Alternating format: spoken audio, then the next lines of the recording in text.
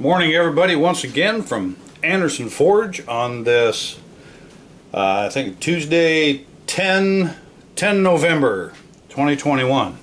Anyway, here's a new knife to show you, and I was just checking my fingernails, make sure I'm not too cruddy. Knife maker hands, right?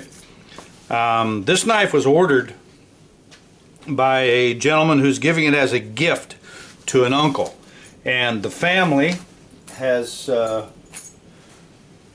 don't know the depth or extent of it, but they're, the uncle is Native American, and he'll be receiving this knife, and I hope we can show. There were two things requested by the guy giving it to his uncle. One, that the handle material be from northern Minnesota, where they live, and that it contain copper. Copper is prevalent as a heavy metal in mining around the northern Great Lakes and Minnesota and so forth, and used a lot in the history of Native Americans for tools. It had religious connotations and so forth. So anyway, and I hope you can see, where's that, Alan? Here we go. Right here between the guard and the handle material is a copper spacer, as well as I put a I'll slide this in there, a copper spacer or copper rivet at the top of the sheath throat. So we got the copper taken care of, and the handle material is a piece of stabilized black ash burl, which is from northern Minnesota.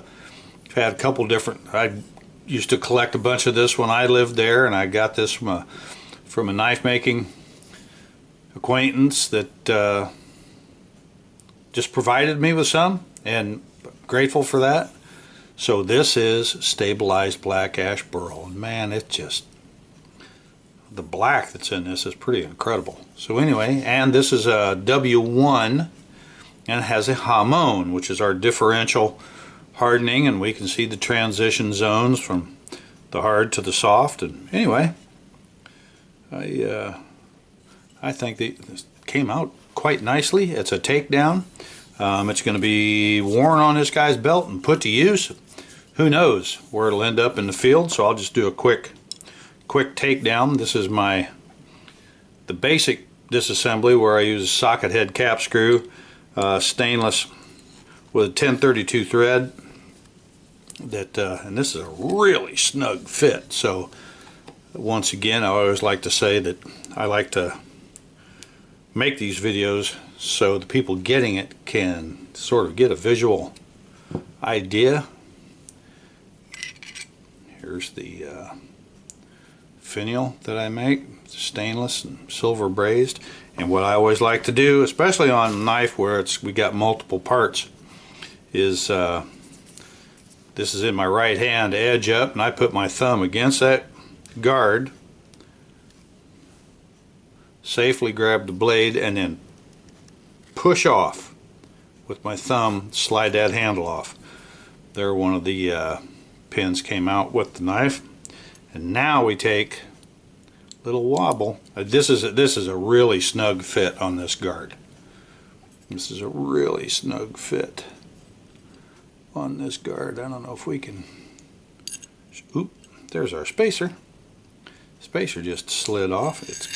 It's copper spacer, mirror polished here on the edges, and then the tang with 1032.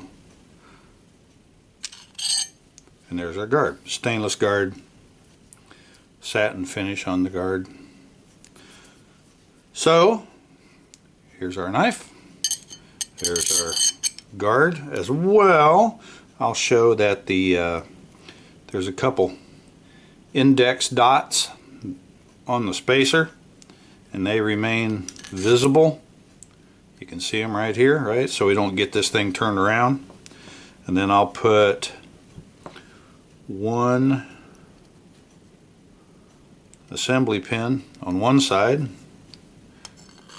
one in the handles on the other side, get her slid in, And like a lot of my videos, I'll point out that, you know, we're not locking up a lug nut on an F250. This is just a 1032 thread. When it reaches bottom, just put a little pressure on it and it's done.